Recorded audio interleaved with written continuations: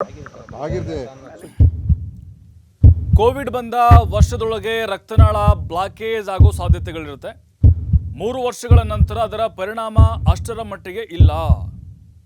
ಸಭೆ ಬಳಿಕ ಸಮಿತಿಯ ಡಾಕ್ಟರ್ ಕೆ.ಎಸ್. ರವೀಂದ್ರನಾಥ್ ಈ ಹೇಳಿಕೆ ಕೊಟ್ಟಿದ್ದಾರೆ. ಸರ್ಕಾರದ ಆದೇಶದಂತೆ ವರದಿ ಸಿದ್ಧ ಮಾಡಿದ್ದೇವೆ.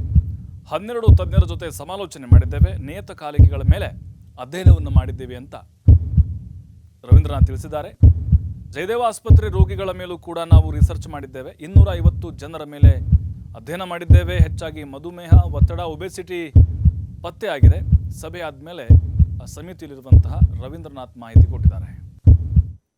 ವರ್ಷಗಳಿಂದ ಕೆಳಗಡೆ ಹೃದಯಾಘಾತ ಆದಂತಹ 251 ಜನರನ್ನ ಅದನ್ನು ಅಭ್ಯಾಸ ಮಾಡಿದಾಗ ನಾವು ಪ್ರೀ ಕೋವಿಡ್ಗಿಂತ ಮುಂಚೆ 2019ಕ್ಕೆ ಮುಂಚೆ ನಾವು ಒಂದು ಯುವಕರಲ್ಲಿ ಹೃದಯಾಘಾತ ಆಗೋದ್ರ ಬಗ್ಗೆ ಒಂದು ರಿಜಿಸ್ಟ್ರಿ ಡಾಟಾ ಮಾಡಿದ್ವಿ. ಆ 251 ಜನಗಳನ್ನು ಆ 251 ಈಗಿನ ಇವರನ್ನು ಪರೀಕ್ಷಿಸಿದಾಗ ಈಗ ಮಂತ್ರಿಗಳು ಆಗಲೇ ಹೇಳಿದ ಹಾಗೆ ನಮ್ಮಲ್ಲಿ ಹೆಚ್ಚಾಗಿ ರಿಸ್ಕ್ ಫ್ಯಾಕ್ಟರ್ ಜಾಸ್ತಿ ಆಗಿದೆ. ಬೇರೆ ಬೇರೆ ಕಾರಣಗಳಿಂದ ಮಧುಮೇಹ ಜಾಸ್ತಿ ಆಗಿದೆ, ರಕ್ತದ ಒತ್ತಡ ಜಾಸ್ತಿ ಆಗಿದೆ, ಕೊಲೆಸ್ಟ್ರಾಲ್ ಜಾಸ್ತಿ ಆಗಿದೆ, ಹಾಗೂ ಒಬೆಸಿಟಿ ಜಾಸ್ತಿ ಆಗಿದೆ.